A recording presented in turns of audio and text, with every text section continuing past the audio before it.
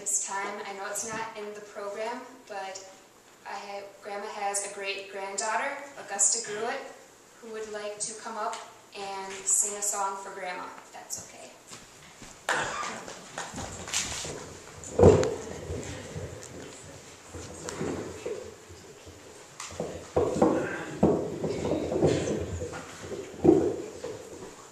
I need the microphone.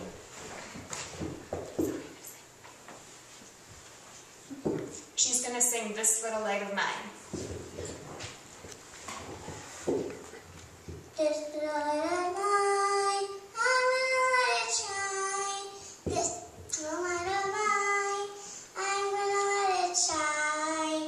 This little light of mine, I'm gonna let it shine. Let it shine, let it shine, let it shine.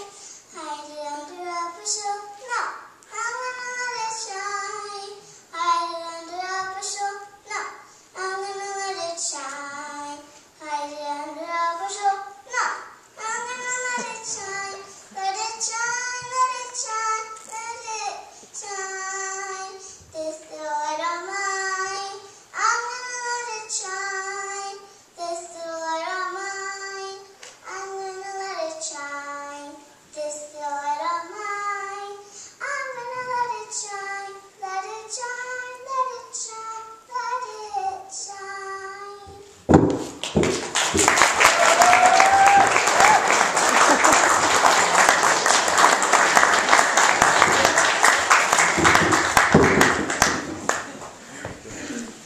Thank you, Augusta.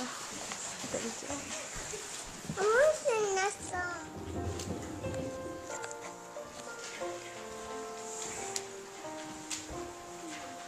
I will come to you in the silence. I will lift you from all your fear. You will hear my voice. I claim you as my choice. Be still and know I am near.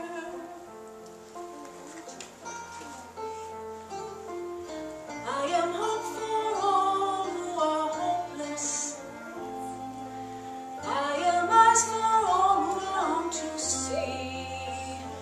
In the shadows of the night, I will be your light. Come and rest in me.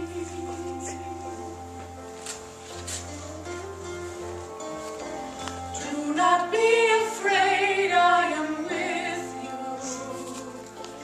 I have called you each by name.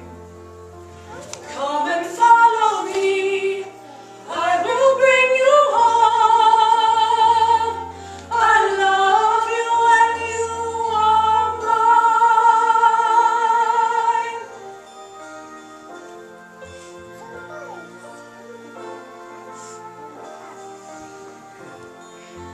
I am strength for all the despairing, healing for the ones who dwell in shame. All the blind will see, the lame will all run free, and all will know my name. Do not be afraid, I am with you.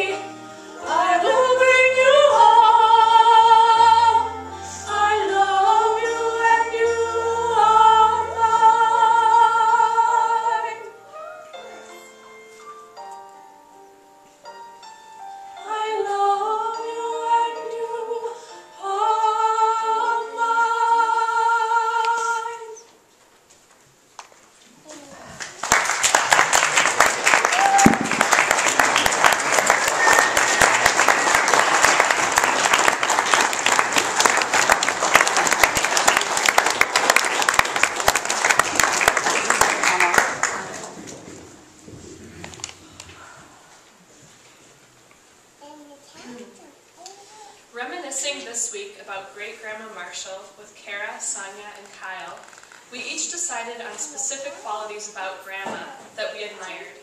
For me, it was her generosity. Kara appreciated how much patience Great-Grandma had with people of all kinds. Speaking her mind freely was what stood out to Sonia, and Kyle admired the sense of adventure she possessed well into her 90s. For each of us, the memory of Great-Grandma as our neighbor here in Argonne is a strong one that defined much of our childhoods. We were lucky enough to grow up in an enormous yard covered with lush green grass, fruit, walnut-bearing trees, and the woods all around us. Even luckier, we were only about 15-second sprint from our house to Great-Grandma's. The four of us would wind through her garden pathway speckled with little blue flowers, birch trees. Her side of the yard is populated with bird feeders overflowing with seed. While Grandma was still able to keep her garden, it bloomed beautifully with colored daffodils, tiger lilies, roses, Chinese lanterns, and violets. After helping weed in the summertime, she would often let us take home a dewy bouquet for Mom.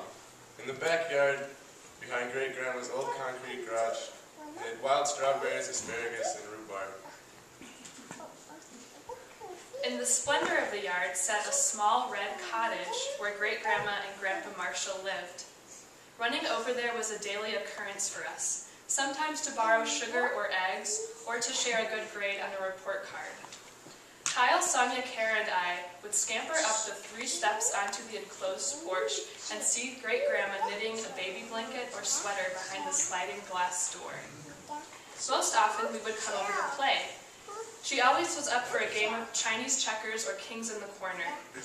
Great-Grandma's house was filled with collected treasures, not really intended to be played with as toys, but would fascinate us for hours.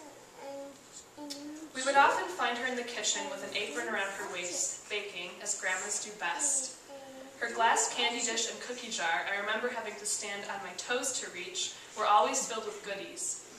She would set the table for us, even if we were just there for a snack, and always made sure we didn't leave without something to eat or drink.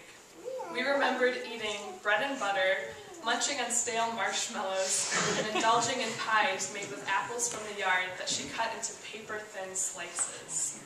The Marshall home was always a gathering place for the whole family, especially for birthdays, holidays, and who can forget Great-Grandpa's corn roasts.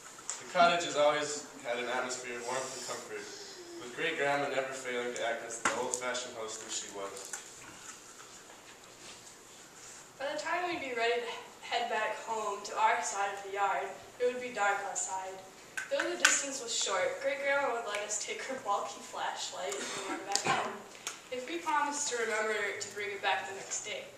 This was a request as much as part of her frugal nature as well as it was another excuse for us to come back and visit.